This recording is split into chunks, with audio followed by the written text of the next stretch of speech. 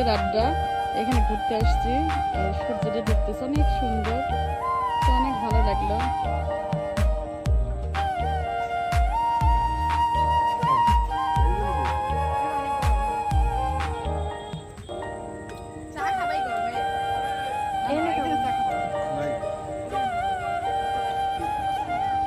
আমরা বাইরে বের হয়েছি, ভাবলাম যে একটু আপার সঙ্গে দেখা করে যায়।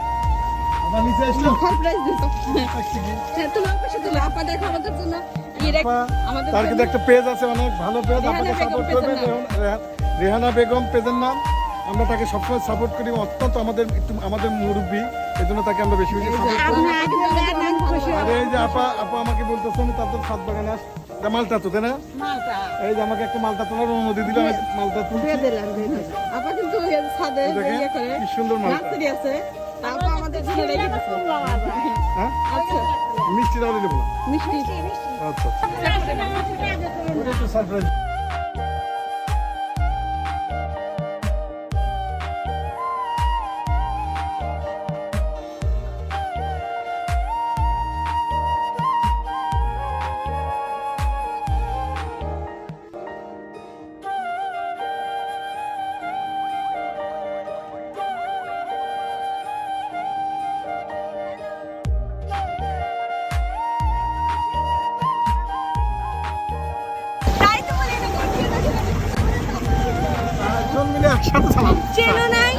আমাদের বাসে ছিল, আমার কোলে করে নিয়ে থাকছে।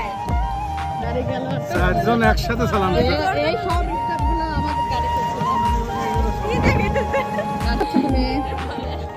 কি খাচ্ছ? টক টক।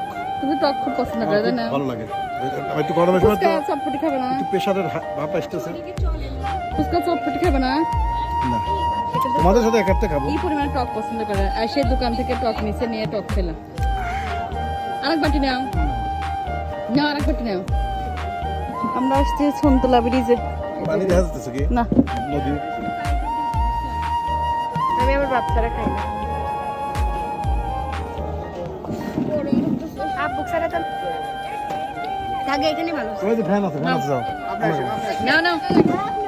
আমরা নরসিংহ আসা উপলক্ষে এই যে এইখানে এই চাচার দোকানে ফুচকা খাওয়ার জন্য আসছি। এই চাচার দোকানে ফুচকা খাই প্রত্যেকদিন আসলে। তারা কিন্তু খুব আন্তরিক এবং